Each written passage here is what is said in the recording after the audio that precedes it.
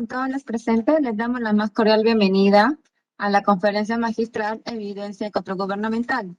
Antes de dar inicio, les informaremos la dinámica de participación. Durante la presentación, el público podrá realizar sus preguntas o consultas en el cuadro de preguntas y respuestas, las cuales serán llegar al ponente para que éstas sean resueltas a la ponencia. A continuación, presentación de la maestría en Control Gubernamental al cargo del señor Víctor Lizárraga Guerra, subdirector de posgrado de la Escuela Nacional de Control. Doctor, por adelante. Muchísimas gracias, Betsabe. Deseo saludar afectuosamente a cada uno de los participantes en esta importante conferencia, tanto los que nos siguen en esta plataforma Webex, así como también a los que nos escuchan a través de nuestras redes sociales, y sobre todo saludar y felicitar el interés por conocer uno de los temas más importantes del control desde la perspectiva procesal o desde la perspectiva misma de lograr una eficacia en la determinación de una responsabilidad penal, civil o en su defecto administrativa. Hablar de las evidencias en control gubernamental es justamente relacionarlo a la labor de campo, al trabajo de gabinete, al análisis técnico y especializado que los auditores deberían tener justamente en esta labor muy delicada que es la determinación de las responsabilidades. ¿Y quién mejor que Frank Mauricio, que no solo es profesor de la maestría, sino tenemos el grato honor que coordina la investigación y los proyectos a nivel de la subdirección de posgrado, no solo por su experiencia, práctica, años asumiendo cargos importantes en el Sistema Nacional de Control, sino sobre todo académica, ¿no? Como docente universitario en universidades muy serias y prestigiosas del Perú. Y Frank Mauricio nos acompaña además en este programa de maestría, dictando cursos que justamente aborda con la profundidad que lo va a hacer ahora en esta oportunidad a través de las asignaturas que se han diseñado, como son las de análisis del control posterior desde una perspectiva comparada, ¿no? Entonces, previo a esta ceremonia o previo a este evento académico, conversábamos con Frank los temas puntuales que se van a tratar el día de hoy y no hay duda que es imperdible. Aprovecho la oportunidad, estimados colegas, estimados profesionales, funcionarios y servidores públicos que nos acompañan en esta tarde académica. Estamos a 14 días del cierre de inscripción de nuestro programa de maestría. Nos alegra muchísimo el interés que tenemos, no solo ahora del personal del Sistema Nacional de Control, sino que además de las administraciones públicas que desean ser parte de este programa. Estamos seguros que se van a conformar grupos muy interesantes desde la óptica del control, desde la óptica de la gestión, y no hay duda que las sesiones de clases serán muy dinámicas, muy aleccionadoras, pero sobre todo de mucho debate académico, que eso es lo que se necesita. El cierre de inscripciones es este 20 de febrero, ¿no? Es un último día para poder inscribirse. Les pediría, si están interesados, a que puedan recurrir a la información que está en nuestra página web, revisar la malla curricular, donde justamente todos estos temas que estamos organizando como parte de la difusión del programa de maestría se amplían, se profundizan con una plana docente nacional e internacional de mucho prestigio. Sin más preámbulo, queremos presentarles el video para que conozcan en detalle qué es lo que ofrecemos, los beneficios y sobre todo cuál es el impacto que va a generar en beneficio justamente de los que se incorporan a la maestría en fiscalización pública más importante del Perú y con una proyección de convertirse en la referente a nivel de Latinoamérica y el Caribe. Muchas gracias por su atención. Frank, adelante con tu exposición, pero antes, por favor, invitamos al equipo de la Escuela Nacional de Control a mostrar el video de la maestría. La Escuela Nacional de Control presenta la Maestría en Control Gubernamental 2022. Continuamos desarrollando un plan de estudios en la modalidad virtual, con una metodología reflexiva, enfocada y activa participativa, y con nuevas herramientas tecnológicas que facilitarán la formación de nuestros estudiantes. La Maestría en Control Gubernamental cuenta con una experimentada plana docente con trayectoria académica nacional e internacional. y un modelo educativo que busca formar profesionales capaces de promover cambios y mejoras en los procesos de control gubernamental, buenas prácticas a nivel global y el intercambio de conocimiento especializado en beneficio de nuestra población. Al convertirnos en la primera escuela pública de una entidad fiscalizadora superior en obtener el sistema de gestión de calidad para organizaciones educativas, basado en las normas internacionales ISO 9001-2015 e ISO 21001-2018, concede a la maestría de la Escuela Nacional de Control una oportunidad más para el reconocimiento y prestigio internacional, acreditado con altos estándares de calidad educativa. Con la maestría en Control Gubernamental, innovamos en el aprendizaje mediante 3 actividades importantes: International Masterclass, Coaching de Control y la Semana de Control, las cuales potenciarán tu liderazgo en proyectos de innovación y de mejora para el ejercicio del control gubernamental, acompañados de funcionarios y servidores públicos del Perú y del mundo. Y así poder encaminarlo en la obtención del grado de maestro en control gubernamental, reconocido por la SUNEDU. Además, la maestría en control gubernamental forma a sus estudiantes de manera holística, con acceso a todos los cursos virtuales autoinstructivos en formato MOOC que ofrece la Escuela Nacional de Control para complementar el proceso de aprendizaje. Intercambio estudiantil. A través de convenios con instituciones educativas nacionales e internacionales relacionadas al control gubernamental y la gestión pública. Con la maestría en control gubernamental, la Escuela Nacional de Control continúa ampliando sus horizontes para aportar al desarrollo profesional de los funcionarios y servidores públicos, contribuyendo con la modernización del Estado. Escuela Nacional de Control. Formamos creadores de valor público.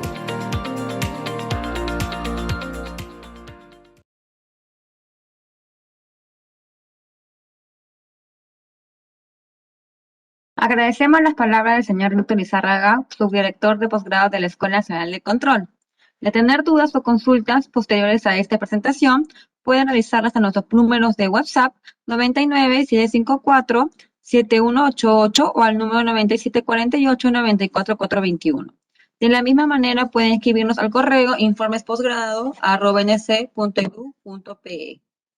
Damos así inicio de la conferencia magistral Evidencia en Control Gubernamental, que estará a cargo del señor Fran Mauricio Morales, quien es ingeniero civil con MBA en la SAM, PMB, actualmente coordinador de investigación de proyectos de la Escuela Nacional de Control y docente de la maestría en gestión pública en ESAM, de la especialización de contrataciones de la Escuela de Gestión Pública de la Universidad del Pacífico, de la maestría en control gubernamental de la ANC y de la especialización de inversiones Invierte.pe en la Universidad Ricardo Palma. Además, cuenta con 31 años de experiencia profesional como proyectista y supervisor de obras y 27 años en la CGR como jefe de departamento, subgerente, coordinador, supervisor, jefe de comisión y especialista en comisiones de servicios de control gubernamental, así como especialista en control gubernamental para el proyecto de la segunda especialidad en control, y es gestor y facilitador de proyectos de programas de monitorización de la CGR con las políticas de BID y articulista frecuente en gestión pública. Además, es autor del libro Gestión de Obras Públicas en Enfoque de Procesos.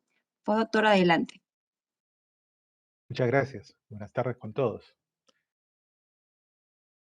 Es para mí un gran honor tener estos minutos con ustedes, ¿no? Y no solo porque estamos con un tema que es de mucha importancia para los que estamos en el Sistema Nacional de Control, sino también para los gestores públicos, ¿no? Como vamos a ver casi hacia el final de nuestra exposición. Y eso es lo bueno que tiene nuestra maestría, ¿no? Nuestra maestría está enfocada, lógicamente, en los servicios de control, pero con un enfoque de gestión. Eso hace que todos los contenidos que tenemos nosotros tengamos ambas perspectivas, ¿no? Tanto para control como de gestores. ¿Qué es lo que tenemos a continuación, ¿no?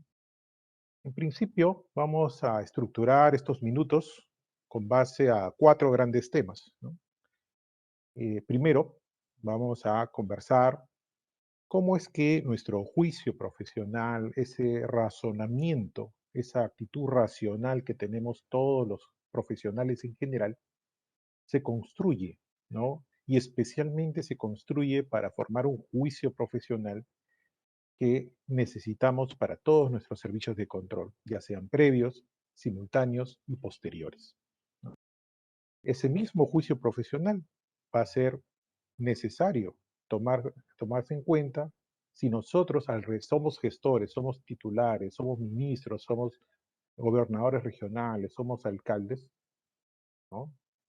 Recibimos un informe y entonces tendremos que justamente ver qué evidencias hay al respecto de las recomendaciones, de las conclusiones de este informe y con base en ello tomar nuestras medidas preventivas, nuestras medidas correctivas que nos exigen las normas y nuestra responsabilidad como titulares, ¿no? O sea que vamos a ver los dos aristas del tema.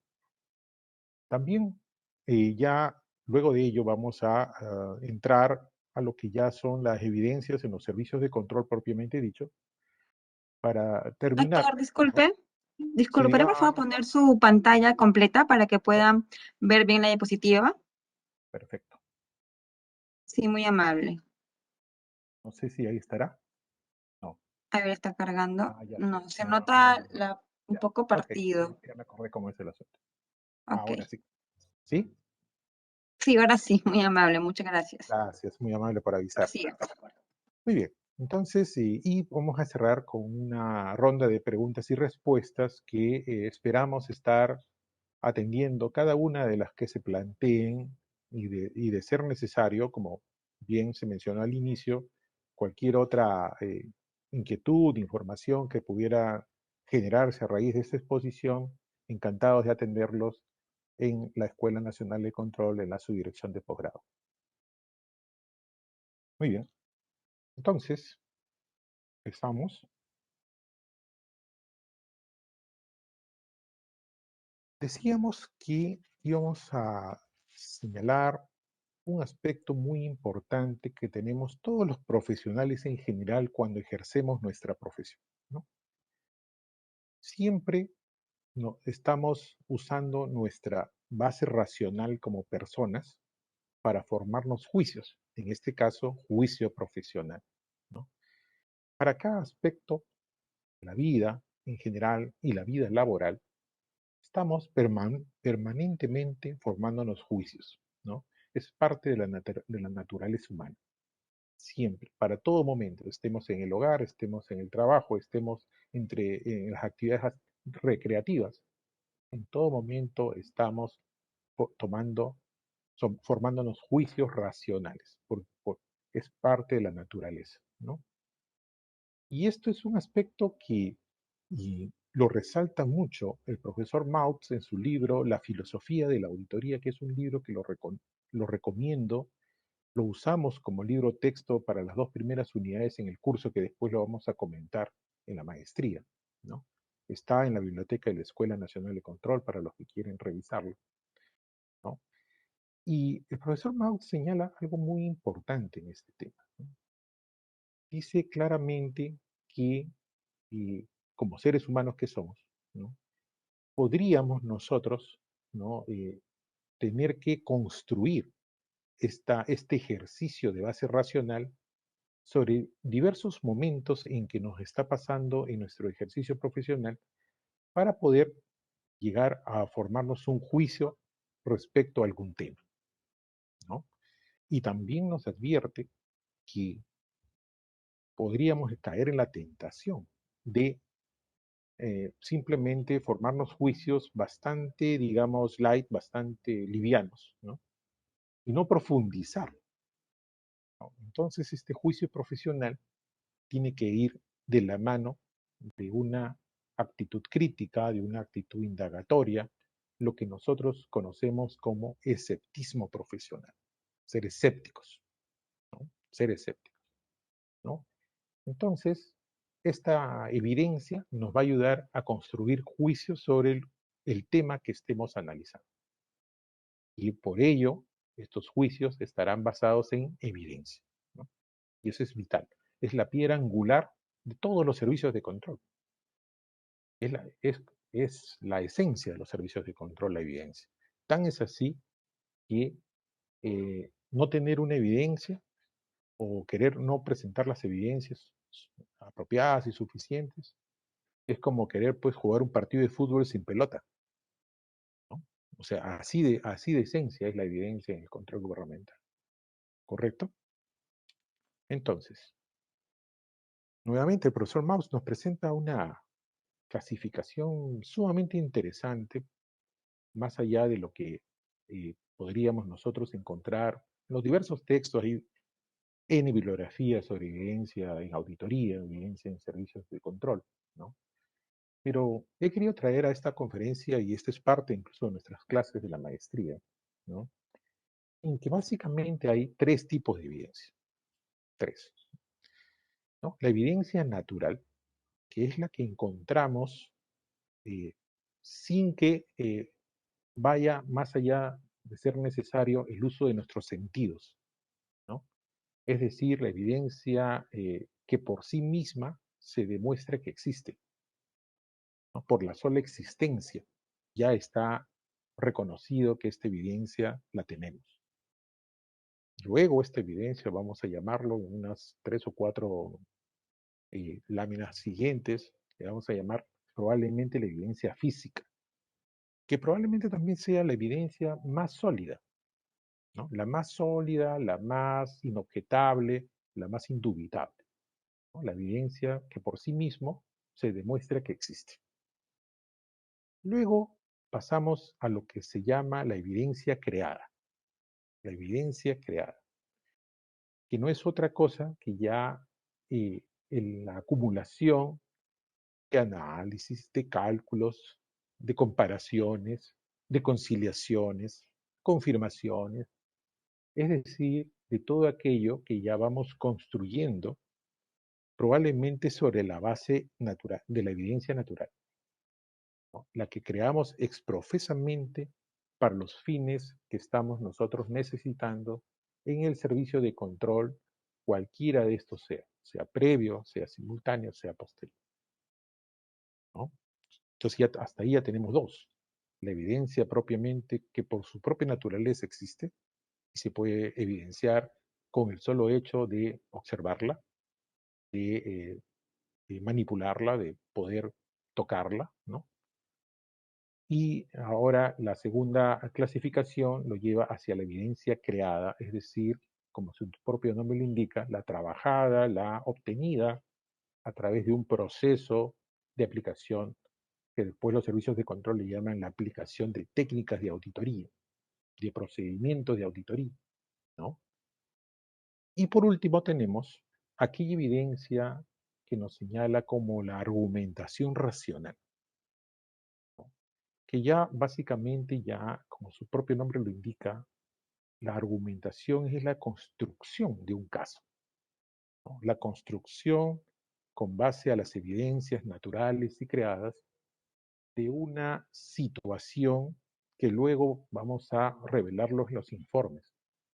En algún momento lo llamaremos desviación o verificación de que se cumple. No todo puede ser desviación, ¿no? Lo llamaremos desviación, lo llamaremos eh, eh, alerta, ¿no? En los controles simultáneos le vamos a llamar alerta de control, ¿no? O le podemos llevar, a lo mejor en el control previo, le vamos a llamar el informe, ¿no? El informe de control previo, o la autorización previa, ¿no? Es decir, ya la construcción de un caso, ¿no? Un caso, que precisamente es lo que finalmente se incluye en los informes de control. Entonces tenemos tres tipos grandes de evidencia que nos presenta el profesor Mautz en su libro La filosofía de la auditoría, que me permito referenciar en esta conferencia para ustedes.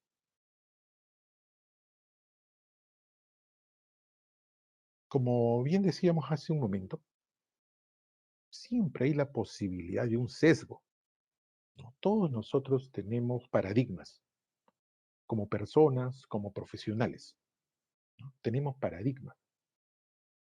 paradigmas que reducen una de las características básicas que tiene todo servicio de control, el cual es la objetividad. Nuestro trabajo tiene que ser lo más objetivo posible. Nunca vamos a llegar a la perfección, no somos dioses.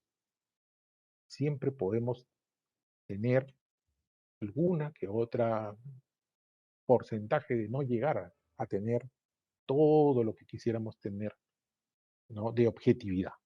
Siempre va a ser un tema de percepción, ¿no? Un tema de percepción. A lo mejor yo considero que estoy siendo objetivo, pero visto desde otra perspectiva, a lo mejor no es tan objetivo. Y esa objetividad, como no solo eso, sino el escepticismo profesional y el juicio racional basado en evidencias, en un auditor del Sistema Nacional de Control, se va construyendo con el tiempo. Es decir, como cualquier profesión, la experiencia ganada en el transcurso de los años me va haciendo más propenso a demostrar que soy objetivo en mis apreciaciones, en mis conclusiones y mis recomendaciones, ¿no? Vamos avanzando, vamos construyendo ese nivel de objetividad, ¿no? Y de paso vamos reduciendo lo que por naturaleza humana tenemos, que es el sesgo o una apreciación rápida sin un análisis crítico de la misma. Y en este punto es donde tenemos que tener en cuenta que nuestros programas de entrenamiento, ¿no? Llámese no solamente los que damos en la escuela, sino también aquel que es jefe de un área, gerente, un subgerente, ¿no? O un supervisor general, o un supervisor de comisión, un jefe de comisión, tiene como responsabilidad a su equipo, ¿no? Tiene la responsabilidad que este equipo, a lo mejor auditores jóvenes o auditores que recién se inician en las labores de control, ¿no? Tienen la responsabilidad de ayudarlos a construir estas experiencias para poder ir reduciendo la posibilidad de sesgo. Todos tenemos esa responsabilidad. Todos los que trabajamos en el Sistema Nacional de Control tenemos la responsabilidad de ir formando a las siguientes generaciones porque es vital que los trabajos cada vez sean más objetivos, mejor basados en evidencia, ¿no? Porque de todas maneras, todos tenemos sesgos. No significa que el que ya tiene 20, 30 años sin control no tenga sesgos. Siempre los sesgos nos van a acompañar a lo largo de la vida. Pero en este trabajo que tenemos que lograr de alguna manera reducir la posibilidad que se objete nuestro trabajo por falta de objetividad, ¿no? Entonces, justamente a eso mismo hay que tener muy en cuenta, ¿no? En todo aquel trabajo que tenga que ver con evidencias de control.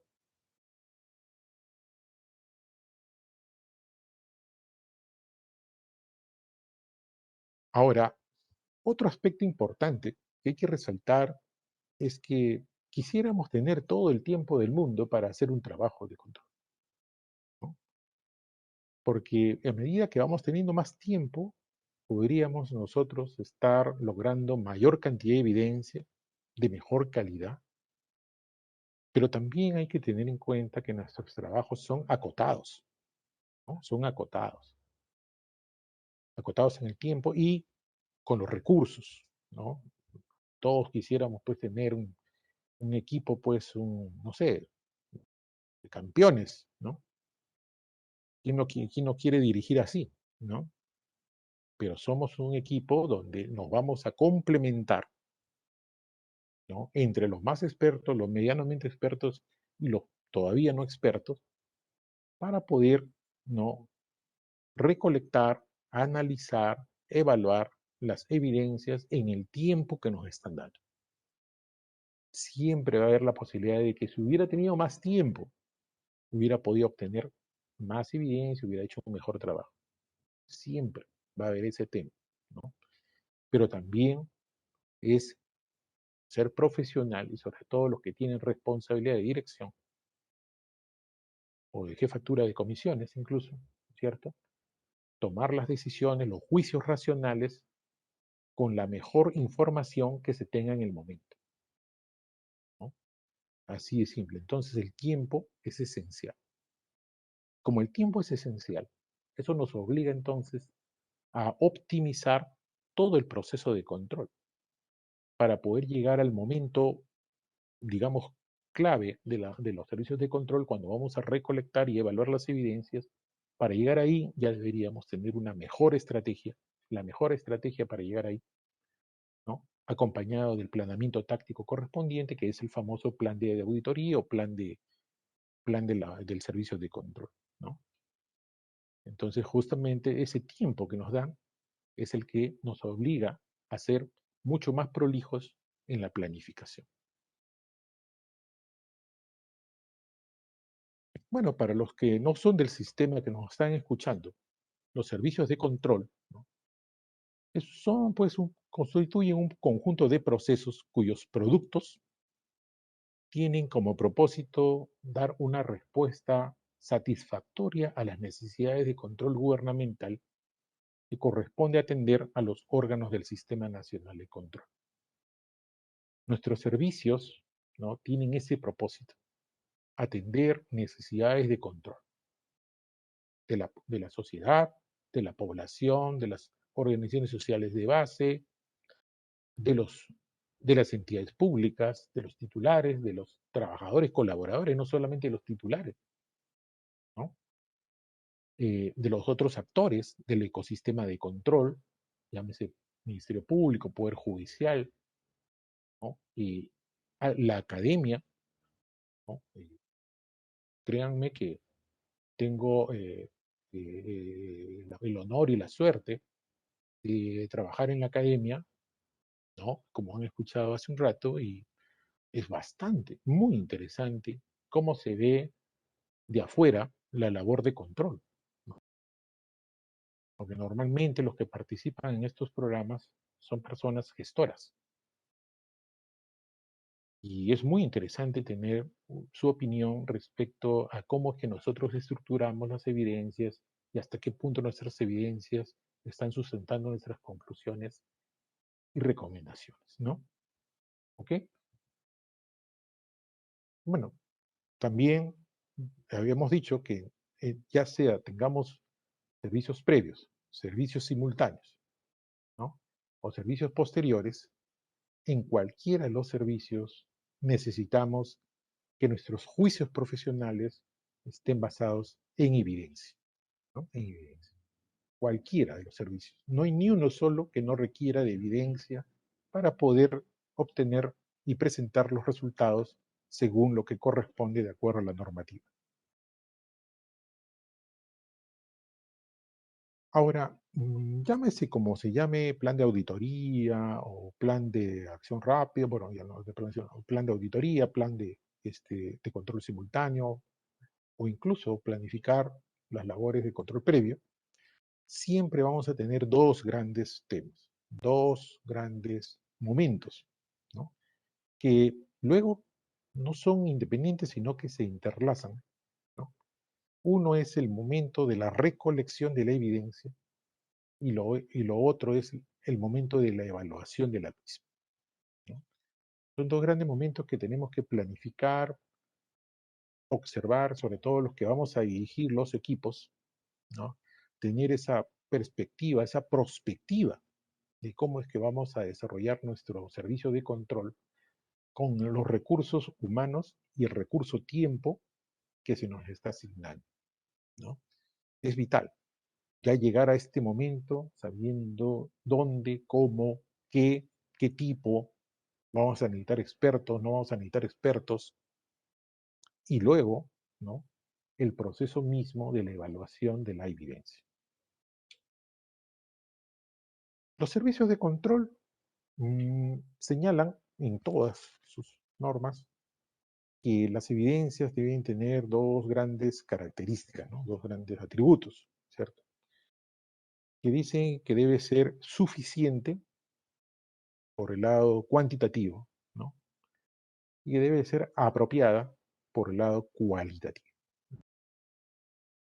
Entonces, todos estos años en control, siempre se ha mencionado que la evidencia debe hablar por sí sola, ¿no? Lo pongo entre comillas, porque lógicamente la evidencia no habla, pero sí, ese es el concepto, ¿no? ¿En qué momento va a ser suficiente?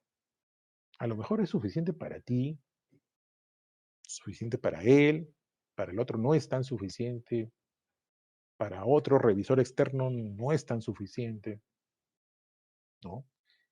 ¿Y eso por qué? Porque a lo mejor hay formas diferentes de ver las cosas, ¿no? Cada quien tiene una perspectiva, cada quien tiene como un alcance en su paradigma de visión respecto a las cosas, ¿cierto? Entonces juega mucho lo escéptico, ¿no? Juega mucho lo escéptico, el esceptismo de cada uno, ¿no? Yo siempre pongo un ejemplo bien sencillito, a lo mejor entre profesionales van a decir, oye, es demasiado sencillo, pero por decir, ¿no? Imagínense, bueno, los que son padres, ¿no? Llega su niño y le dice, papá, papá, me saqué 20, ¿no? Me saqué 20, papá, feliz, me saqué 20.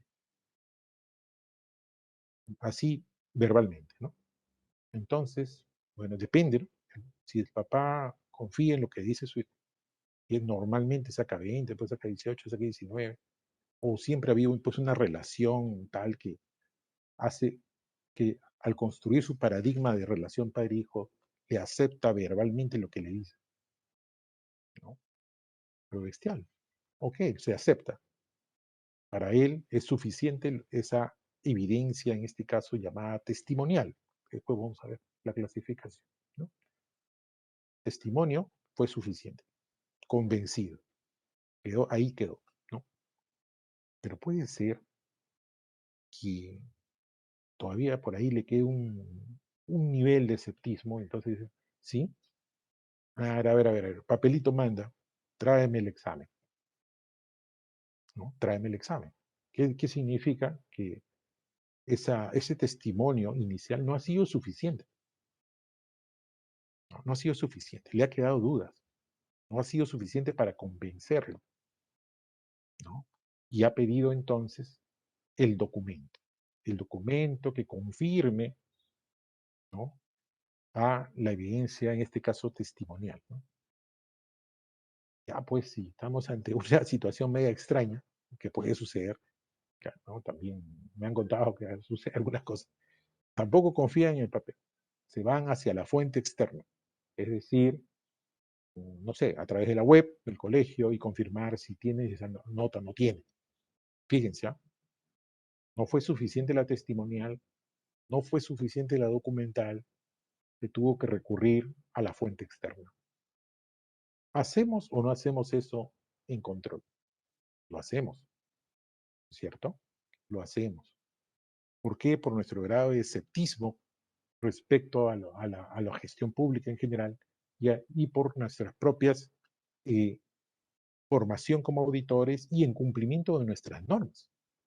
Nuestras normas nos señalan que debemos tener una actitud crítica, una actitud escéptica, pero a veces eso está escrito, pero eso, como hemos dicho hace un rato, se tiene que ir trabajando en los auditores, construyendo.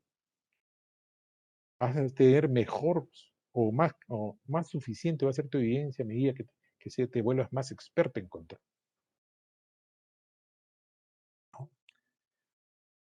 Y a su vez, esa experiencia que vas ganando te va a ayudar a que tu evidencia sea cada vez más apropiada, ¿no?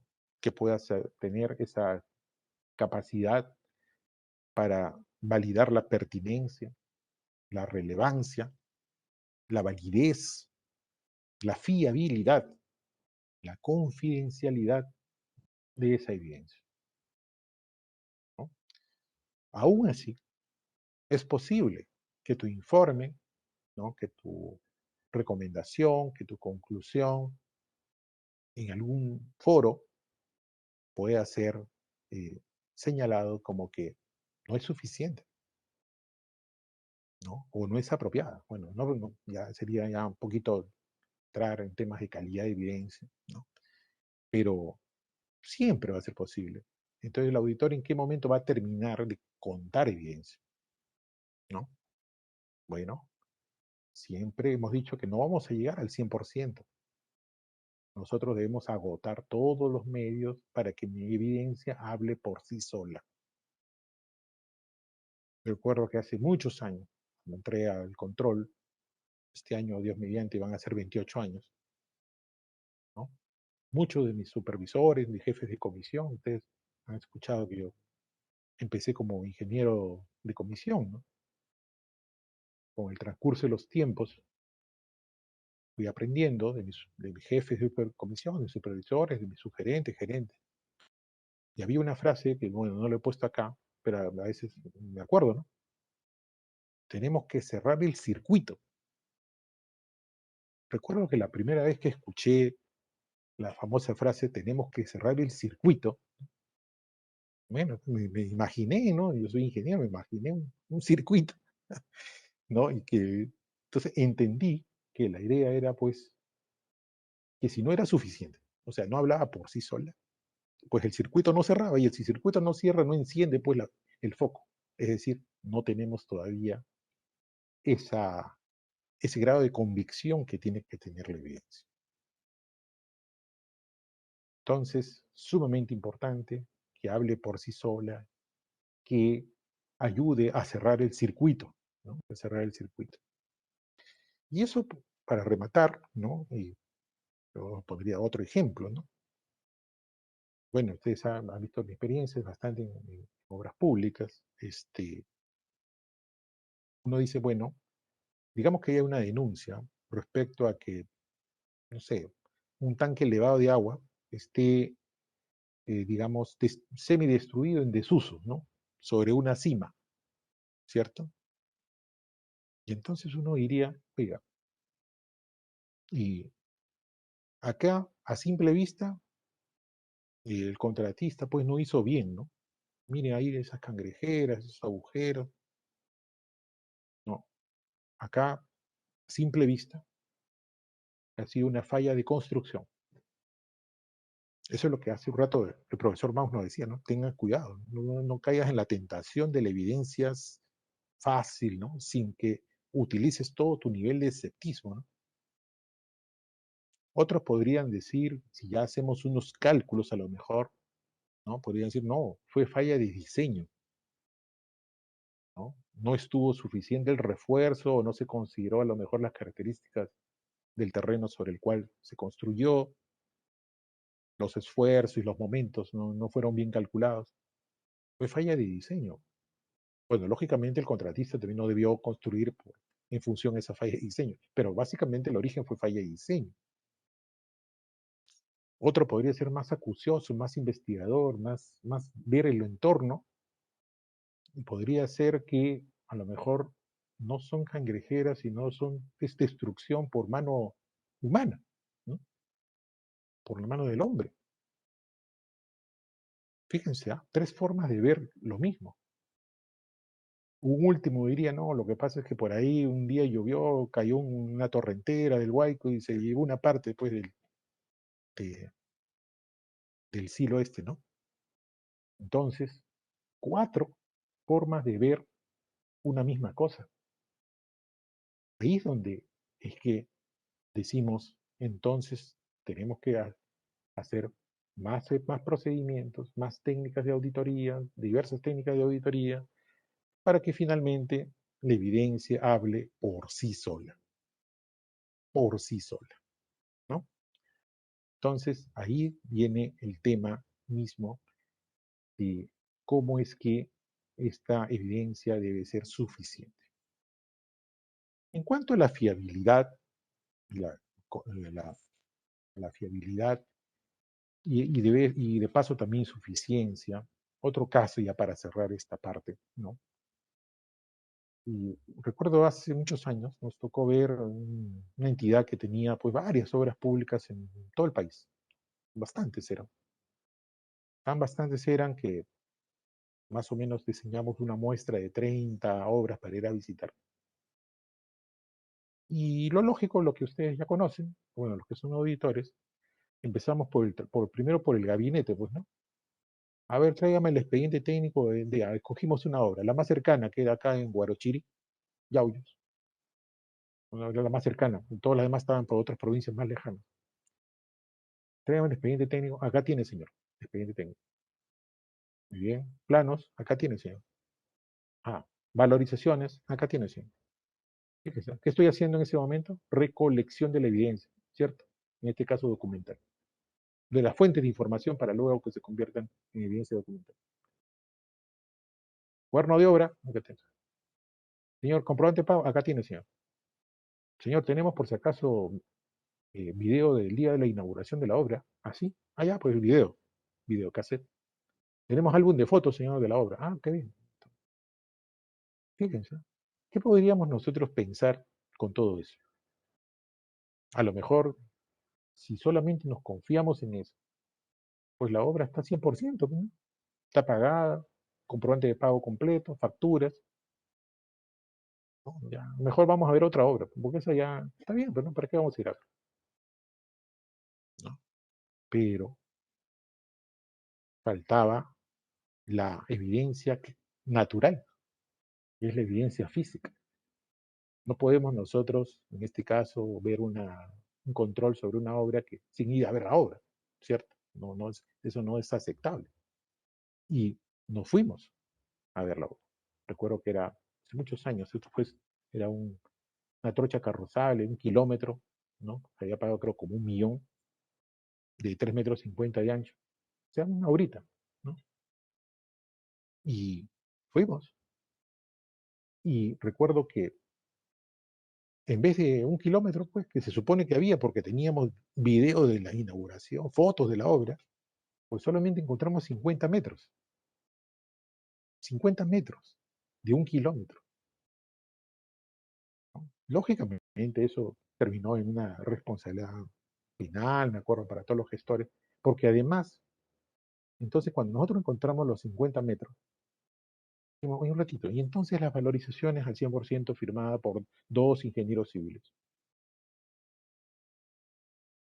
Nos encendió las alarmas, ¿no? Entonces a lo mejor estas firmas no son.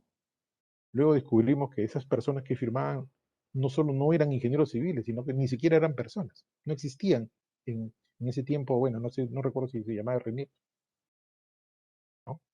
Oye, y las pruebas de campo, acá tengo pruebas de campo, sello de la universidad, circularice la universidad.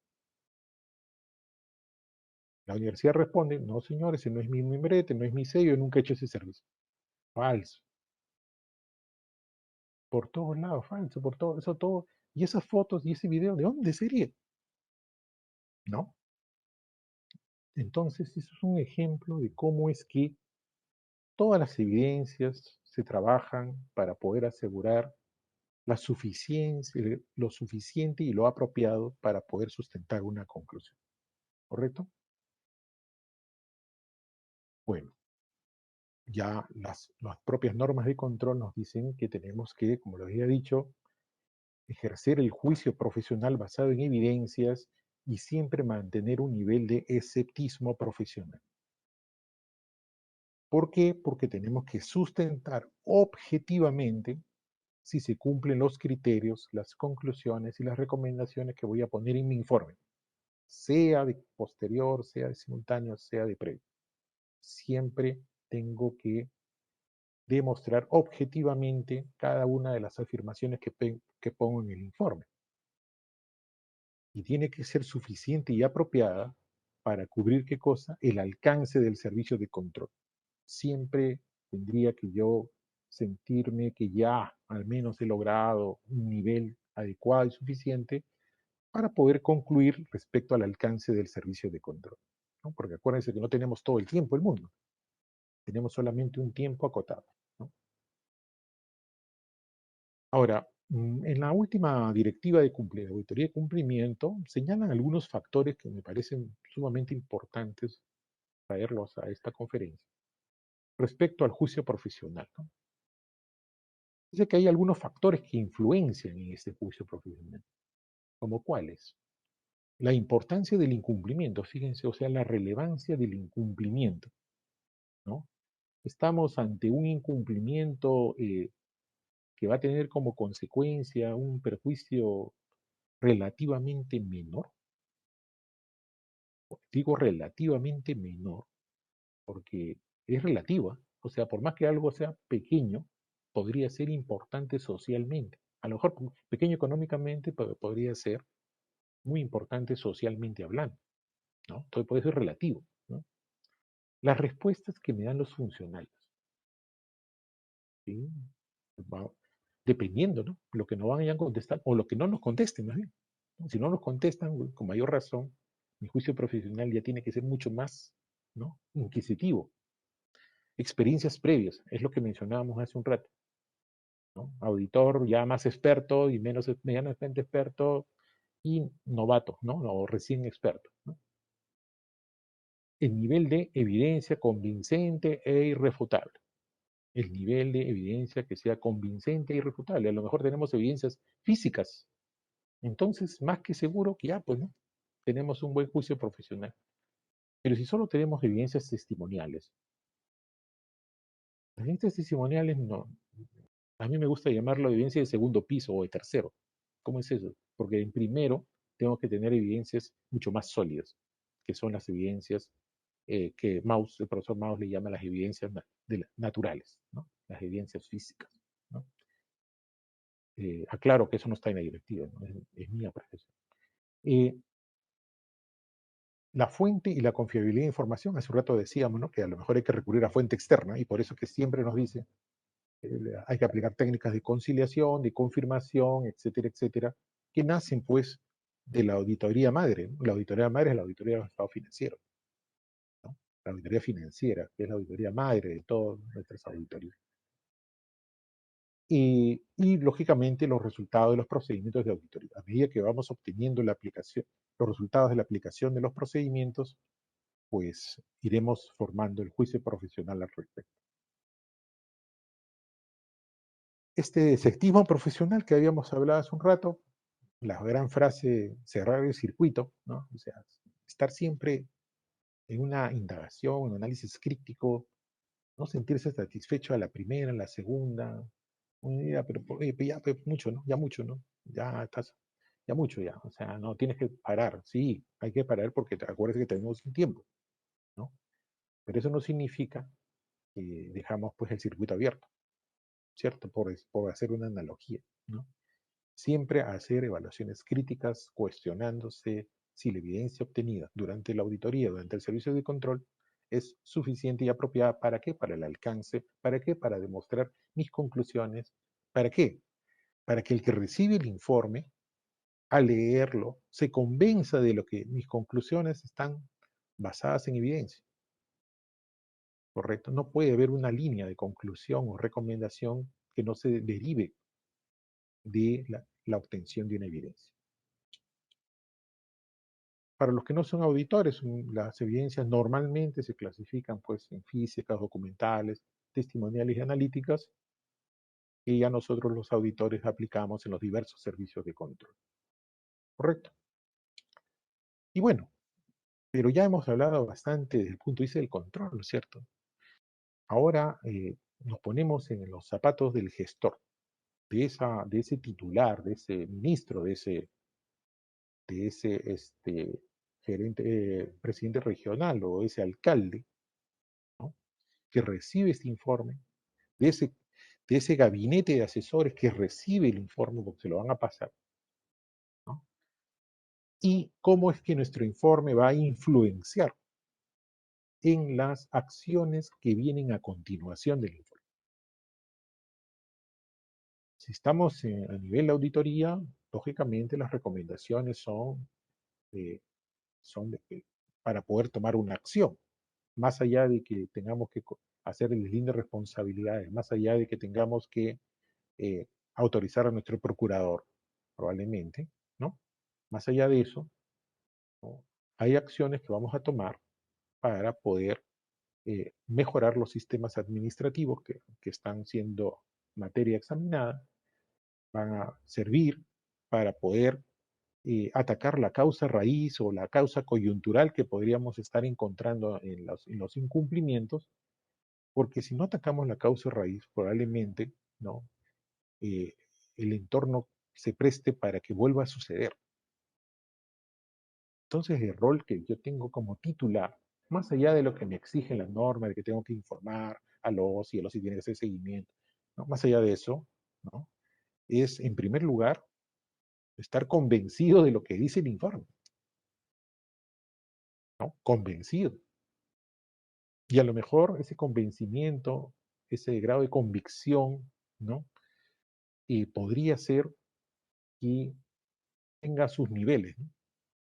Desde un nivel compulsivo, vale decir, como dice el profesor Maus, un nivel compulsivo, o sea, quiere decir que la evidencia es tan contundente que inmediatamente, ¿no? Me lleva a tomar la acción correspondiente. Podría ser que no esté tan contundente y más bien entonces tengo que tomar una acción porque me persuade lo que dice el informe. Entonces, si eso es así, nosotros tenemos el reto de que nuestros informes tengan recomendaciones para que pueda ser, ¿no? Para que se pueda activar, ¿no? Por los titulares, receptores, ¿no? De una manera ya sea compulsiva, ya sea persuasiva. Ese es el reto. Y es por eso que cuando redactamos los informes, tenemos especial cuidado en la forma de presentar los resultados, en las palabras, en las estructuras gramaticales que vamos a usar para poder lograr este propósito del informe. No es cuestión simplemente de redactar y entregar y esperar las medidas correctivas. Así no es. ¿No? Pues tenemos que, de alguna manera, ¿no? Entrenarnos, porque eso es entrenamiento, ¿no? Y generar lecciones aprendidas es un tema importantísimo en organizaciones donde la producción es netamente intelectual. Nosotros no producimos televisores, no producimos radios y patinetas, producimos conocimiento, producimos productos intangibles. Y entonces, con mayor razón, tenemos que tener una cultura de gestión de conocimiento, una cultura de lecciones aprendidas. Y ese es el reto también para todos aquellos que ya tenemos más años en el sistema, porque le tenemos que dejar ese conocimiento a los que vienen detrás. Ese es el rol que cumplimos nosotros a través de la Escuela Nacional de Control, los que estamos ahora sirviendo en la Escuela Nacional de Control, ¿no? De querer estructurar ese entrenamiento, esa capacitación para que los auditores tengan la mejor formación, ¿no? En el momento en que producen estos servicios de control, estos informes de los servicios de control. ¿Correcto? Solamente para decirles que este razonamiento, estos temas, ¿no? Como bien lo dijo Víctor, nuestro subdirector, ¿no? Tenemos en un curso, ¿no? Un curso, nosotros en la currícula, en el tercer ciclo de la maestría, que se llama análisis comparado de la auditoría de cumplimiento y también tenemos análisis comparado del control simultáneo, otro curso, que como su nombre lo indica, hacemos análisis comparado con otras realidades de otras entidades fiscalizadoras y la mejor forma de compararnos con otras entidades fiscalizadoras es precisamente cómo es el tratamiento de la evidencia en cada una de las realidades, ¿no? Y vamos a ver que siempre vamos a compatibilizar mucho cada uno con los matices propios de su país, ¿no? Solamente antes de pasar a la ronda de preguntas, ¿no? Para poder invitarlos, ¿no? A que participen pues, de nuestro programa de la maestría en control gubernamental y próximamente, ¿no?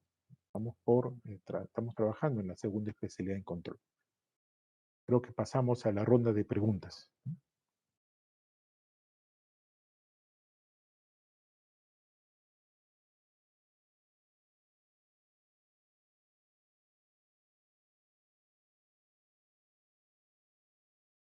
pasamos a la ronda de preguntas. Isabel. Sí, doctor, muchas gracias.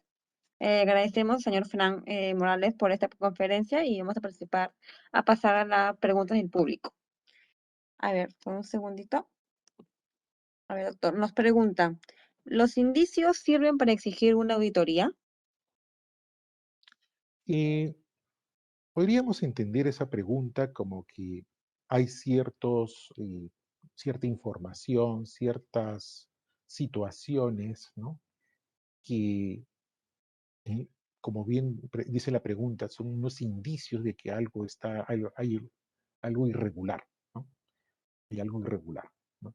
Ya nos está mostrando, es como si en el cuerpo humano pues nos aparece todo fiebre, ya hay algo ya que nos lleva, son indicios, ¿no? De que hay algo nos está yendo mal, ¿no? Entonces, la respuesta directa sería sí.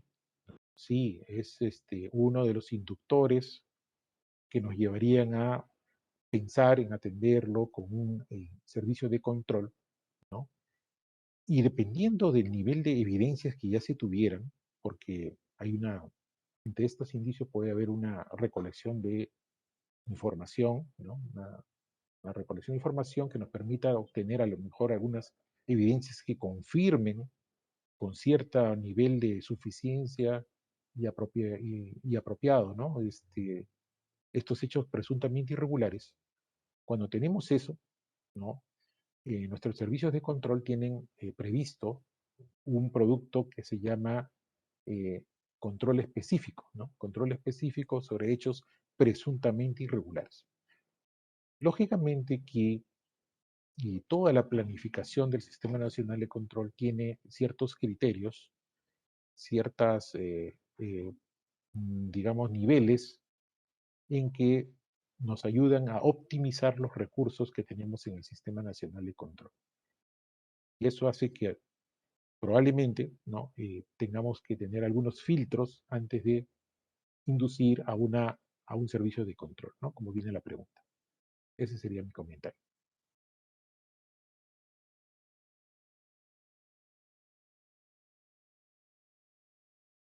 Gracias, doctor. Pasamos a la segunda pregunta. Nos consultan. ¿Un conjunto de indicios puede constituir evidencias? Sí, sí, dependiendo de cómo vienen tus indicios, ¿no? Hemos dicho que la evidencia argumentativa es la construcción de un caso, ¿no? Un caso en control. Digamos una desviación, por ejemplo, ¿cómo se construye la desviación? ¿No? La desviación se construye con todos los resultados de los procedimientos de auditoría que nosotros aplicamos a una materia examinada, ¿no? Entonces le hacemos un análisis o le hacemos un cálculo o le hacemos una tabla comparativa a la materia examinada y producto de ello obtenemos algunas situaciones que no concuerdan con la obligatoriedad de la norma y vamos construyendo con base al entre comillas, ¿no? No le llamamos indicios en control gubernamental, correcto. Le llamamos hechos relevantes o digamos que resultados de la aplicación de los procedimientos. Vamos construyendo en función a lo que vamos obteniendo y podríamos llegar a construir un caso, como que también podría ser insuficiente para construir el caso, ¿no? Va a depender si vamos a tener evidencia suficiente y apropiada que nos permita llegar a un juicio respecto a que tenemos un caso. También puede ser que, dependiendo de las evidencias que se tengan, no se pueda construir el caso. Y también lo tenemos que dejar por escrito el por qué no podemos llegar a construir un caso sobre eso. Pero eso ya queda en los registros internos que nosotros le llamamos papeles de trabajo, ¿no? Por ahí otra pregunta. Sí, doctor. A ver, nos consultan. Considerando lo manifestado en su disertación académica, hay dos elementos importantes. La evidencia, que es suficiente, competente y pertinente, es fundamental en un servicio de control. Y la experiencia del auditor para recopilar y interrelacionarlos con los hechos. En contexto, la CGR, ¿qué acciones realiza para seleccionar a los mejores profesionales que hayan hecho gestión, o decir, la experiencia? Y si una vez incorporados, se les capacita en técnicas de auditoría. Sí, nosotros tenemos unos programas de reclutamiento que hemos ido siempre mejorando, ¿no? Y en principio, todos los concursos, todos los reclutamientos que llevan en los regímenes laborales son públicos, ¿no? En principio, ¿no? Es un ingreso con concurso público, ya sea para CAS, ya sea para CAP, ¿no? Y para poder definir las plazas, pues se establecen algunos perfiles, ¿no? Algunos perfiles, y entre los perfiles está que se cuente con algunos conocimientos de gestión, ¿no? Y es cierto, y, y lo que se menciona en algunos foros, que deberíamos conocer, el auditor debe conocer lo que va a auditar, ¿no? Eso es un momento previo en la planificación. En la planificación nosotros tenemos una secuencia de tareas que nos permite reconocer y conocer, ¿no? ¿Qué es lo que estamos próximos a auditar? La mayor parte de los servicios de control se da sobre contratación pública. Ustedes lo pueden ver en los diversos informes que tenemos en la página web, ¿no? No obstante, no significa que eso sea lo único que auditemos, ¿no? También hay otras materias examinadas, planillas o de otro tipo de acciones, ¿no? Siempre orientadas a lo que es la estructura del presupuesto público, ¿no? Y, por ejemplo, tenemos un programa de introducción, sobre todo para formar jóvenes valores, que justamente se llama así, programa de jóvenes valores, de jóvenes talentos, ¿no? Que pretende, de alguna manera, ir formando profesionales que tienen algunos años ya en gestión o pocos años todavía de egresados y que con un programa estructurado para poder llevarlos hacia la parte operativa del control, nos permiten ir generando nuevos cuadros, ir dotando de recursos en esa cadena, ¿no? de, de uso de recursos, ¿no? Y poder tener cada vez equipos más entrenados sin que ello signifique pues que estamos a la perfección, ¿no? Hemos dicho, no existe nada perfecto, nada es perfecto, ¿no? Pero tenemos programas de entrenamiento que tratan de reducir o, ¿no? O en todo caso, viéndolo positivamente, de mejorar las capacidades de los auditores en el Sistema Nacional de Control.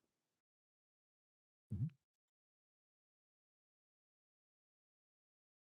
Gracias, doctor. Otra consulta que me hacen ¿es posible determinar responsabilidad del auditor si en un PAS la Contraloría determina que el informe no tiene suficiencia y es apropiado? Todo acto de gestión es pasible de algún tipo de responsabilidad en la medida que se dicte pues por el órgano competente y se tengan un proceso, un debido proceso, ¿no? Todo acto de gestión. Y la labor de nosotros los auditores también es un acto de gestión. Nosotros somos, somos colaboradores del sector público, ¿no? Tenemos, o sea, en lo que nosotros hacemos, ¿no? Hay también esa responsabilidad. Tenemos normas que cumplir, tenemos directivas, reglamentos, ¿no? Y de darse el caso de que haya un incumplimiento de cualquiera de ellos, ¿no? También somos pasibles de un proceso administrativo disciplinario, un proceso administrativo sancionador, ¿no? O lo que corresponda, ¿no? El hecho de que nosotros trabajemos en el Sistema Nacional de Control no nos exime de algún tipo de responsabilidad bajo ninguna circunstancia, ¿no? Eso es lo que podemos comentar al respecto. Gracias, ingeniero. Otra consulta es, si las evidencias son pruebas certeras para demostrar una obra mala, ¿por qué las acciones de control no demuestran las malas acciones que están demostradas en obras mal ejecutadas en varias partes del país? Ok, eso es una magnífica pregunta. Por el lado de la certeza, ¿no? Si, la persona nos pregunta si las evidencias son certeras, ¿no? Y hemos dicho también siempre que no vamos a tener el 100% de la certeza de las cosas. No tenemos, nunca vamos a tener, porque también hay que ver que las diversas evidencias se obtienen y hasta cierto punto directamente, pero hay muchas evidencias que se obtienen indirectamente, ¿no? Entonces, ¿y eso por qué? Por la propia naturaleza de la materia examinada. En obras, ¿no? Tiene una particularidad, ¿no? O sea, podemos ir a hacer, en principio, observación, ¿no? O sea, ¿existe o no existe la obra, por ejemplo? ¿No? La primera evidencia, existe. Ok, existe. Ahí está, ¿no? Pero la pregunta es si está construido de acuerdo a lo que dicen los planos o de acuerdo a lo que dice el expediente. Ya, digamos que sí está construido, ¿no? Ahora tendríamos que ver ya más al detalle si realmente se usaron o no los materiales, por ejemplo, para la construcción, ¿no? Entonces, bueno, por ahí tenemos todavía algunos procedimientos técnicos para poder hasta cierto punto hacer por unos rayos X, por ejemplo, para ver ciertas estructuras, ¿no? O algunas otras pruebas para carreteras, por ejemplo. Pero no hay otra forma de ir más allá, ¿no? Hay una limitante también en las herramientas, ¿no? Ahora, la transformación digital en el control nos muestra, nos da unas herramientas muchísimo más, digamos, entre comillas, de certeza, ¿no?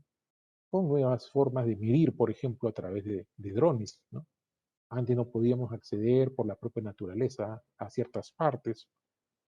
Podemos usar la georreferenciación, ¿no?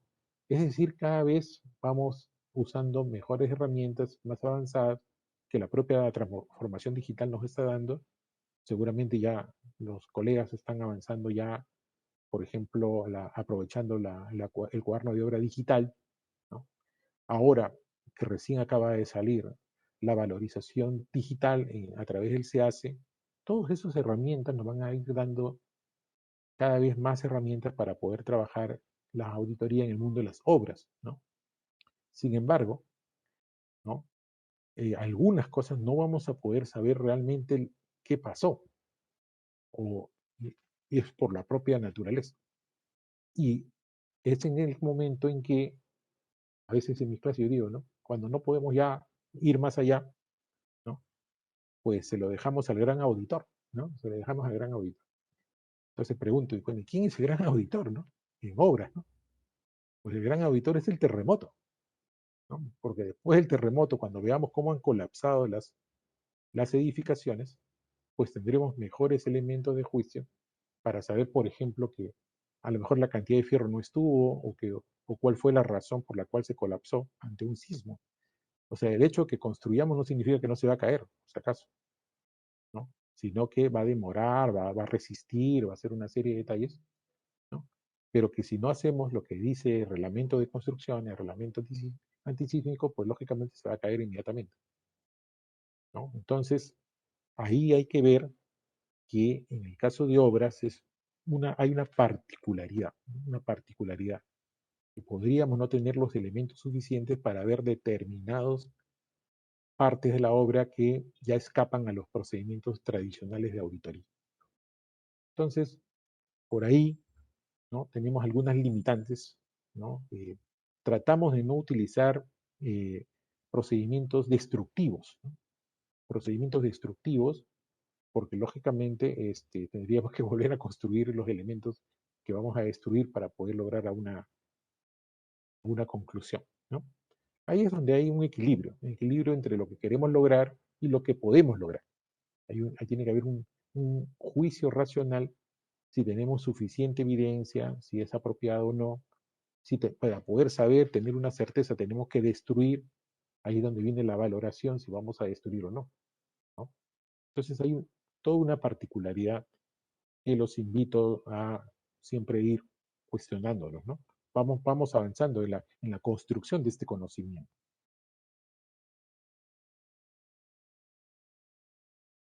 Gracias, doctor. También nos consultan en el informe de auditoría las evidencias que corresponden a no conformidades como tal en el informe de auditoría o como hallazgos. Sí, efectivamente, ¿no? En el informe de auditoría y se plasman los resultados del trabajo de campo, ¿correcto? Entonces, recordemos que la auditoría no es algo bastante, entre comillas, sencillo. No quisiera minimizar el trabajo, ¿no? Pero la lógica me dice que solamente es una comparación directa entre lo que es y lo que debe ser, ¿cierto? Entre lo que han hecho los gestores con lo que hicieron los gestores. Punto. Ese es la auditoría, en una línea. Y cuando yo digo debe ser, eso es lo que debiste hacer, es porque hay una norma, hay un contrato, hay una directiva, ¿correcto? Y si yo parto de esa hipótesis y aplico mis técnicas de auditoría para obtener evidencias, tengo que obtener evidencias ya sea de que has cumplido, evidencia que cumpliste o evidencia que no cumpliste. Pero yo tengo que tener evidencia. Ese es mi trabajo, ¿no? Entonces, si tengo evidencia que no cumpliste, eso es lo que constituye, para los que no son auditores, eso es lo que constituye lo que nosotros le llamamos desviación, ¿no? No has cumplido, ¿correcto? No has cumplido.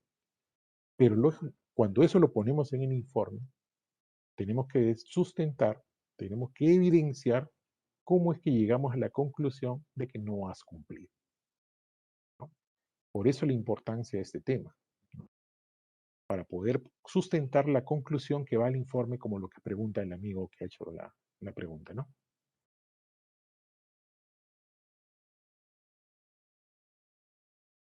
Gracias, doctor. Otra consulta es, ahora que todos los expedientes son entregados en forma digital, ¿cómo sería nuestra evidencia autenticada? Esa es una muy buena pregunta.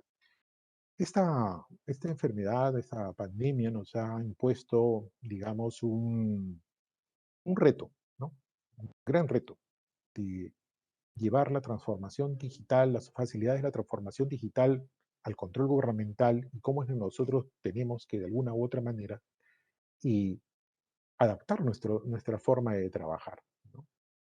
Fíjense que recuerdo pues cuando, bueno, sabíamos, ¿no? Por las noticias de Europa que días antes del 15 de marzo que tuvimos que irnos a casa, ¿no? Sabíamos que había pues ya una tendencia a nivel mundial que en cualquier momento podía llegar a nosotros. Y conversando con nuestro jefe de OSI, ¿no? Ese tiempo estábamos a cargo de casi 32 jefes de OSIs, ¿no? O sea, en algunos casos decíamos, bueno, si nos vamos, ¿qué vamos a hacer en casa, no? A lo mejor lo ideal hubiera sido pues escanearnos unos 2 o 3 expedientes de contratación y llevarnos, ¿no? Para poder ir trabajando algo, ¿no? La planificación nos agarró, recuerdo en marzo, estábamos definiendo justamente la parte operativa del plan 2020, pero no lo hicimos. O por ahí uno que otro lo hizo, no sé. No lo hicimos. Y después nos pasó que cuando queríamos ir, cuando regresamos para el control simultáneo de aquellas entidades que tenían presupuesto para acciones COVID, ¿no? Teníamos un problema. Un grave problema, que muchas entidades estaban en remoto y solamente iban pues el de sistemas y el de planilla una vez al mes. Y no estaban los logísticos, por ejemplo. O iban 1 o 2 veces a la semana, ¿no? Entonces conseguir, ¿no? En principio los expedientes de contratación lo conseguíamos digital. Cuando lo conseguíamos digital, ¿no? Poco a poco nos tuvimos que ir adaptando, ¿no? Muchos de nosotros, por ejemplo, estábamos acostumbrados a revisar el expediente, ¿no? No estábamos acostumbrados a trabajar con la máquina. Es más, muchos de nosotros nos cansaba la vista, ¿no? Eh, Alguno habría tenido uno que otra experiencia de trabajo colaborativo, un Word colaborativo, por ejemplo. Entonces, en realidad, nos impuso bastantes retos. Pero el reto mayor era el tema de cómo lográbamos la autenticación, ¿no? O sea, una vez que teníamos todo, ¿cómo lográbamos la autenticación? Y bueno, yo pasé a la escuela de control en agosto del 2020, entonces lo poco que pude observar en esos meses, este, pues lo teníamos que hacer a lo tradicional, o sea, teníamos que citar al featario, ¿no? A la entidad. Y a veces el featario era riesgo y por ley no podía ir. Entonces ya la entidad, no sé, Le mandaba pues a la casa que featee. Teníamos que conseguir el feateo. Entonces nosotros nos pusimos a pensar, ¿no? Dijimos, bueno, ¿cómo va a ser, no? Porque los entendidos, yo no soy un entendido en gobierno digital, disculpen, ¿no? Pero los entendidos dicen, pues, que lo que al inicio usábamos, es decir, que le pegábamos la imagen de la firma en el documento, pues eso no es válido para nada, ¿no? Que tenía que tenerse una firma digital. Poco a poco, lo de la firma digital en las entidades públicas fue avanzando, ¿no? Los certificados digitales de las firmas.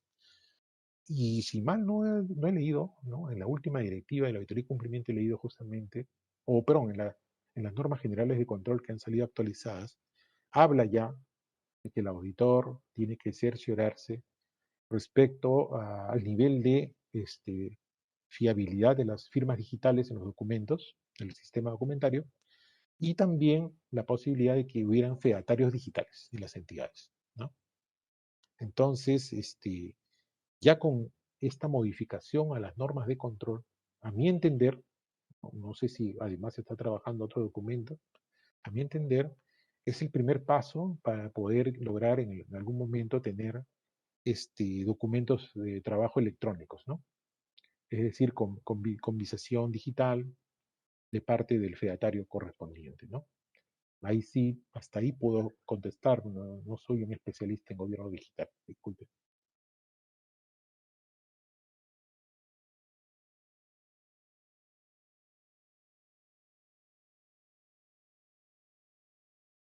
¿Bexabet?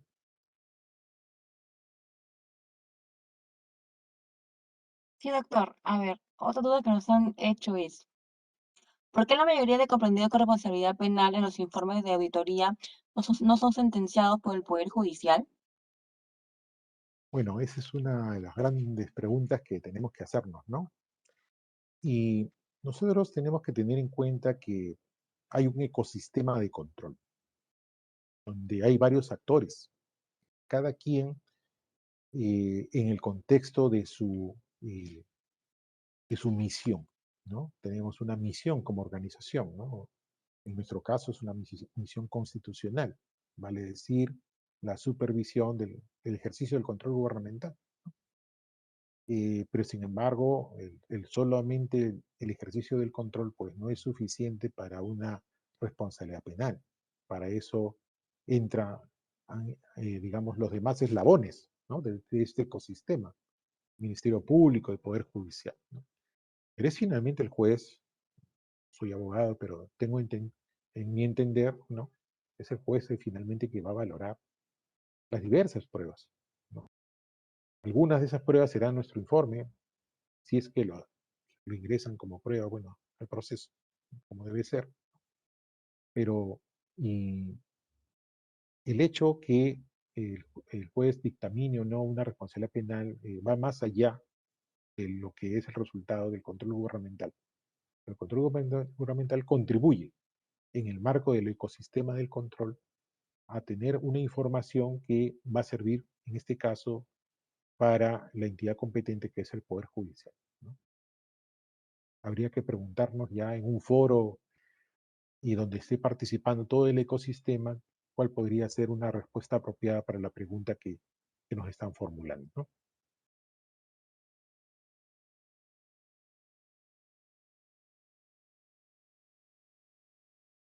Doctor, muchas gracias. Otra consulta que nos hacen es, ¿qué sucede cuando la evidencia es la falta de evidencia debido a que esta fue ocultada o destruida? Ah, bueno, una de las cosas que puede sucedernos es que, por ejemplo, ¿no? Eh, imagínense que el almacén se incendió, pues, ¿no? Y justo ahí estaban los expedientes de contratación, ¿no? Entonces, pedimos el expediente de contratación, no hay. ¿Dónde está? Quemado, ¿no? Entonces ahí, y bueno, dependiendo, si no tenemos una forma de poder tener evidencias indirectas sobre lo que sucedió ahí, podríamos estar hablando de que ya estamos con una limitación a nuestro trabajo y en nuestro informe tenemos que revelar esa limitación, ¿no? Entonces, habría que ver, ¿no? Habría que ver hasta qué punto podemos tener evidencias complementarias, indirectas, y si es que estas indirectas son suficientes, ¿no? Para los fines que pretendemos. Si no, tendríamos que revelarlo en el informe. Y hay un rubro que se llama aspectos relevantes, ¿no? Justamente para eso, ¿no? O en todo caso, cuando describamos la materia examinada, hacemos un párrafo donde mencionemos lo que ha sucedido con la documentación de la materia examinada. Eso es lo que podríamos comentar al respecto. Gracias, doctor. Otra consulta que nos hacen es, ¿cómo evitar ser un proveedor de datos en vez de un generador de conocimientos al desarrollar informes kilométricos tan detallados que los usuarios navegan en un mar repleto de información? Esa es una magnífica pregunta, ¿no? Uno de los grandes retos que no hemos podido superar en estos años es respecto a la redacción del informe mismo, ¿no? Y claro, hace un rato mencionábamos que sí, que están en la página web los informes, pero o que usted es titular, este, ministro, asesor de despacho, qué sé yo, y tiene pues ¿no? Su informe así, guía telefónica, ¿no? Bueno, ahora lo tienen electrónicamente, pero digamos que tiene un anillado, ¿no? Un anillado. Como bien dice usted, kilométrico, ¿no? Bueno, pero y eso también responde a que cuando hablábamos de la argumentación, de la evidencia argumentativa, cuando se construye el caso, ¿no? Y probablemente una de las cosas que sí necesitamos mejorar es cómo es que redactamos esa construcción del caso, ¿no? Sucede que hasta donde yo más o menos he leído y recuerdo, se habla que se tiene que tener un estilo narrativo, un estilo de redacción narrativo. No soy un lingüista, pero si me hablan de un estilo narrativo, pues tengo que narrar los hechos, ¿cierto? Narrar los hechos en la construcción de mi caso. Entonces, quieras o no, los hechos pudieran ser, ¿no? Muy voluminosos y la redacción me tendría que salir volumétricamente, ¿no? Sí, hay el riesgo de que finalmente no estás generando conocimiento, convicción, sino estás acumulando datos, ¿no? Sí, podría haber una percepción así, pero es que probablemente tengamos que mejorar un poco en la redacción de nuestros informes, ¿no? Sí, siempre hay oportunidad de mejoras, efectivamente. Y eso también depende de cada persona, ¿no? Podemos tener pues unos así eruditos de la literatura escribiendo y podríamos tener también personas con una redacción pues mucho más sintética, ¿no? Eso va a depender también. No hay un estilo de redacción en el informe control que nos podría ayudar. Gracias, doctor. Otra consulta es, ¿qué sanciones se aplican a los funcionarios del órgano de control institucional que no han cumplido con sus funciones? Bueno, como decíamos en una pregunta anterior, y todos los miembros del Sistema Nacional de Control, todos, este, no estamos exentos, ¿no? de ser sometidos a un proceso de responsabilidades, ¿no? Llámese disciplinario, llámese paz, ¿no? O sea, o penal, ¿no? Civil, ¿no? O sea, cualquiera de estos procesos son de alcance a los auditores, ¿no? Cualquiera. No hay nada que diga que no, que hay un estatus de protección, no, no, no es así. Entonces, la respuesta sería que dependiendo de los hechos, dependiendo de las evidencias, bueno, en este caso no evidencias, serían pruebas, ¿no? Tendríamos que aplicar el procedimiento que corresponda, ¿no?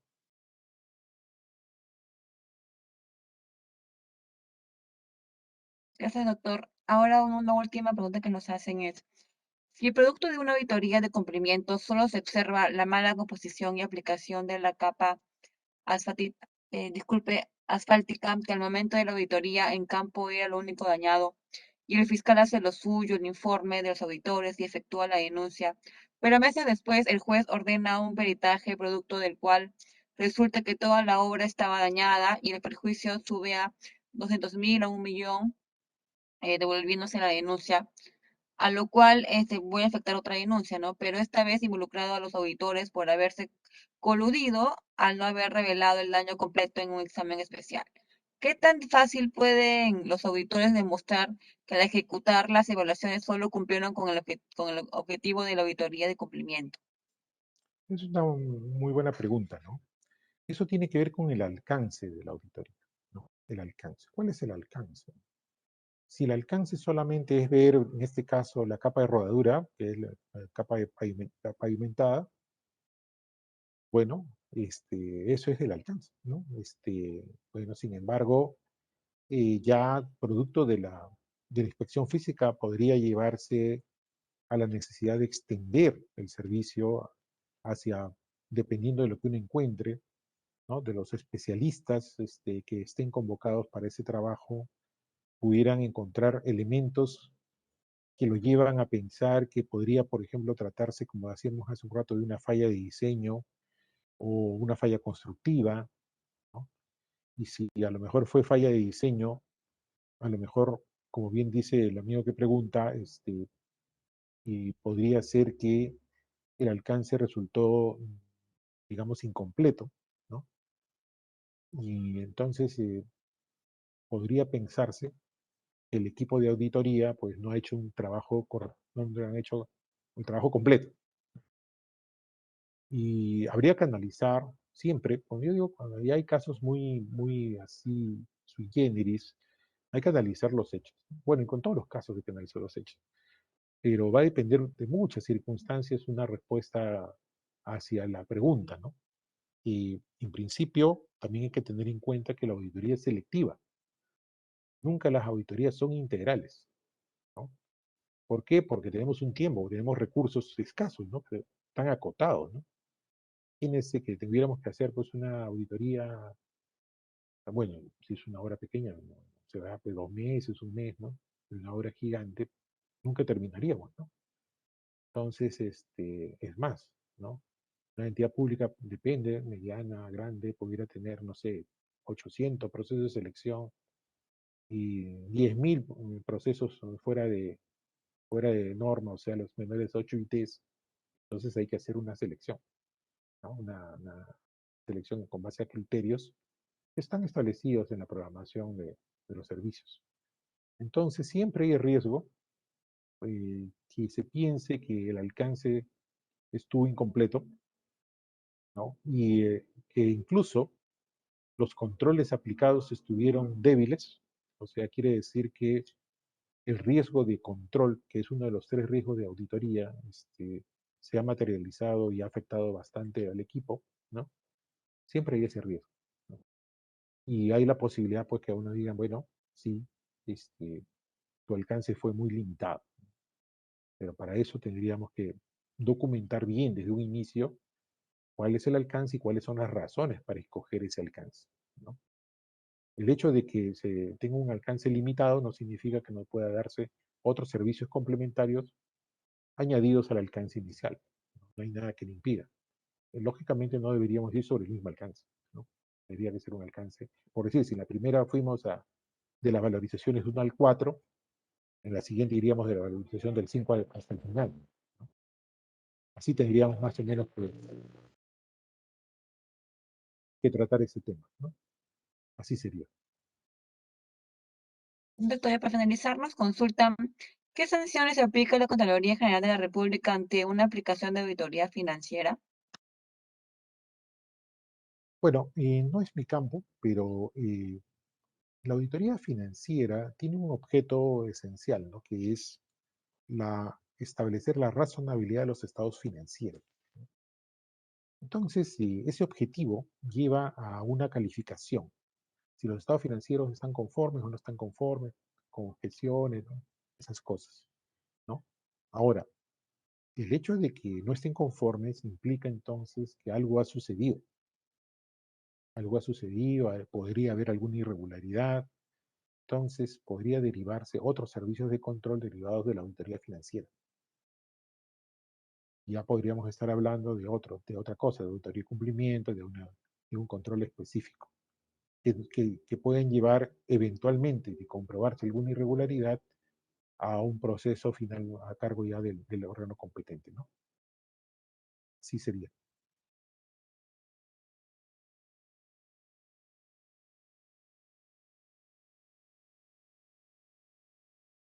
Ok, doctor, y para culminar la sección de preguntas, nos dicen, cuando una organización civil de un país hace suyos estos indicios con los cuales construyen el caso, ¿cómo queda el ente contralor por excelencia convencionalmente?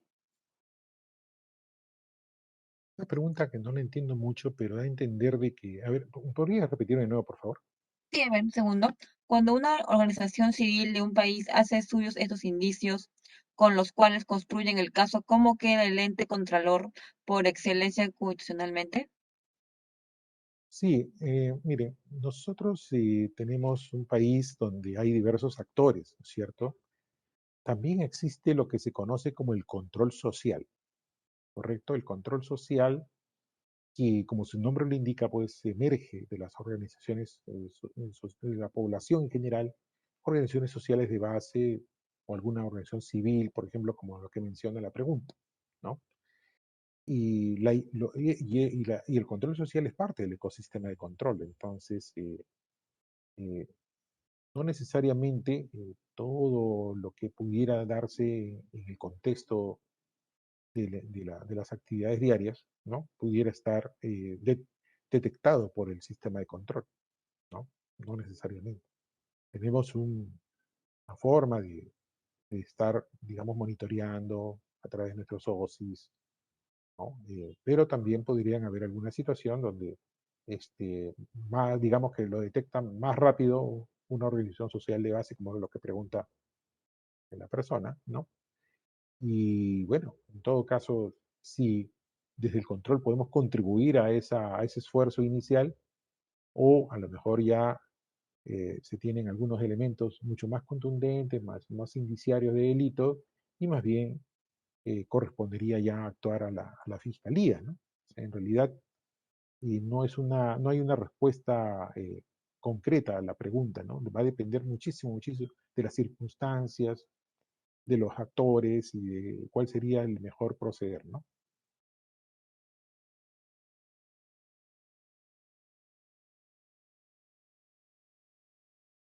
Gracias, doctor. Una última pregunta nos hacen.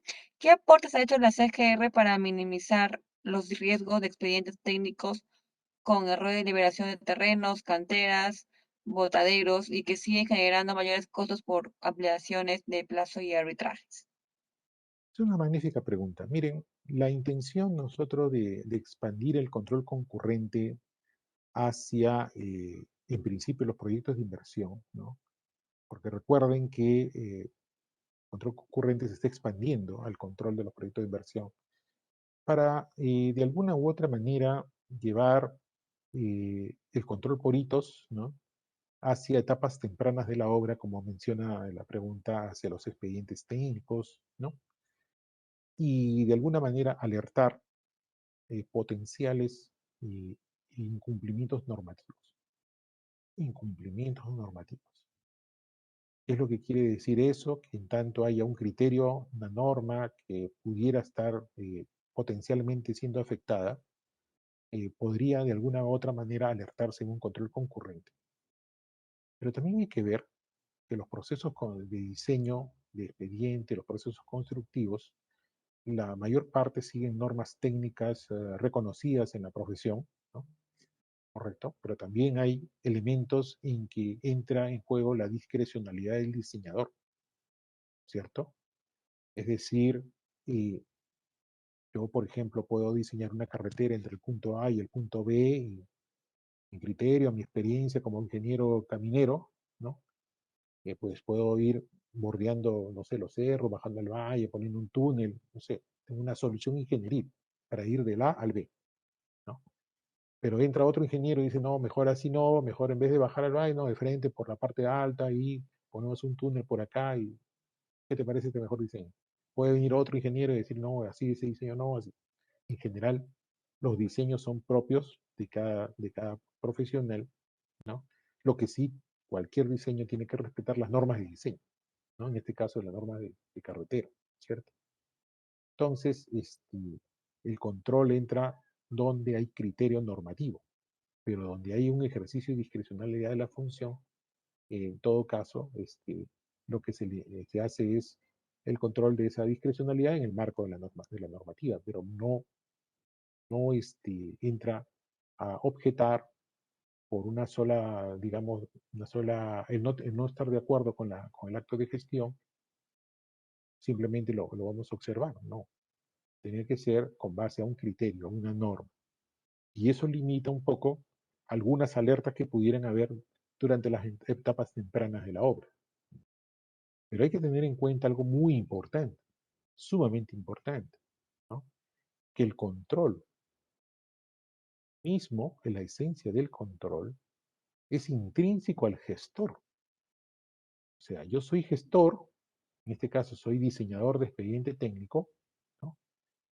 Y yo tengo la carga de elaborar mi expediente técnico sujetándome a las normas técnicas, poniendo todo mi esfuerzo profesional porque está en juego recursos públicos. Soy servidor o colaborador o soy proveedor del Estado. Estoy consciente de que son recursos públicos y por lo tanto debo poner toda mi experiencia, toda mi capacidad profesional para obtener el mejor producto. Y recuerden que hay siempre 4 elementos en toda administración y con mayor razón en la gestión pública, ¿no? Todo gestor debe planificar, debe organizar, debe dirigir y sobre todo debe controlar lo que planifica. Entonces, el primer nivel de control, el exigible, porque para eso estamos pagando sueldos de gestores, ¿no? Es del propio gestor. Entonces, en este caso, los expedientes técnicos nunca van a ser perfectos. Hemos dicho desde un inicio de la conferencia, nada es perfecto. Pero se tiene que reducir la posibilidad de que emerjan riesgos durante la ejecución de la obra, ¿no? Producto justamente de aplicarle la mejor técnica, la mejor ingeniería, la mejor de mis experiencias profesionales, porque para eso soy diseñador y me pagan por ser diseñador con recursos públicos. No tengo que yo estar diciendo, si no viene el control, entonces ya no hay por Dios lo que quiero. No, es tu responsabilidad. Tú manejas los recursos públicos y tú debes minimizar la posibilidad de que algo salga mal. Minimizar. Tienes que hacer gestión de riesgos. Como todos nosotros auditores también hacemos gestión de riesgos. Todos tenemos que hacer gestión de riesgos. Nunca vamos a poder eliminar el riesgo. El riesgo nunca se elimina. Solamente se administra. Y más o menos por ahí era la idea de poner, no recuerdo el artículo completo, pero tenemos en la ley de contrataciones, en el capítulo de obras, ¿no? Tenemos que se introdujo por el OCE la necesidad que en el expediente técnico haya el componente llamado gestión de riesgos, para los que son los riesgos previsibles durante la ejecución de la obra, con la idea de que tomes en cuenta todos los riesgos que más o menos conocemos de acuerdo a la experiencia, de acuerdo a tu capacidad, de acuerdo a la zona. Estamos en la acero, en la sierra, en la costa. Todo ya sabemos lo que sucede, lluvias, ya sabemos que hay deslizamiento, ya sabemos que hay fenómenos geotécnicos en esa zona. Entonces, eso ponlo, considéralo en el expediente técnico. Pero tú, no porque te lo indique la Contraloría. Tú eres el gestor. Y para eso están las normas. Entonces, ese sería mi comentario. El control concurrente va y está dando y va a dar siempre ese beneficio de tener que alguien que te diga, cuidado, te estás olvidando de esta norma. Y la actitud del gestor debe decir, gracias, ¿no? Gracias por alertarme. ¿No? Gracias, no sé. Si alguien me dice, oye, cuidado que te vas a caer, pues yo diría gracias. Bueno, no sé, es mi opinión. Pero bueno, entonces, esos son los beneficios de nuestro control concurrente. Pero eso no significa que el primer llamado a minimizar los riesgos es el propio gestor. Eso podríamos decir al respecto de la pregunta. Gracias, doctor Faraña. Serían todas las preguntas que se han realizado ante la exposición. Queremos agradecer nuevamente por su participación y felicitarlo por la dedicación y el tiempo ofrecido para el beneficio de los funcionarios y servidores públicos, así como de la ciudadanía en general, doctor. Muchas gracias. No sé si quiere usted agregar algo más. Solamente invitarlos a la experiencia que significa la maestría en control gubernamental. Y Víctor ya les ha mencionado todos los beneficios que tenemos en nuestra maestría, ¿no? Que va a posibilitar tener una mejora en nuestro sistema nacional de control. Es una currícula balanceada entre temas de gestión y control, porque lo que pretendemos es siempre mejorar nuestro sistema nacional de control. Y ya tenemos 6 egresados con sus tesis aprobadas, todas de aporte al control gubernamental, y estamos próximos a hacer sustentar 3 más, ¿no?, en este mes que viene, e invitarlos a esa experiencia que es llevar la maestría en control gubernamental en la Escuela Nacional de Control. Sería todo, y han sido muy amables de darse un tiempo, de escuchar estas ideas, ¿no?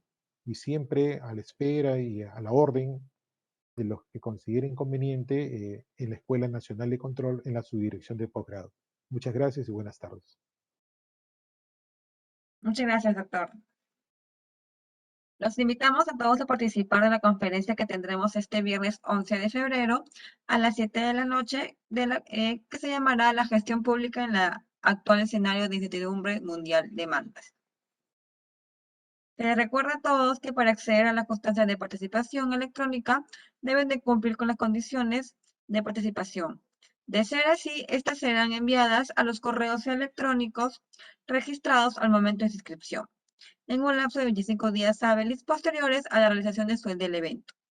Asimismo, los invitamos a compartir su experiencia sobre nuestras conferencias en la sección de opiniones de nuestro Facebook, lo que nos permitirá mejorar y continuar con estas capacitaciones gratuitas.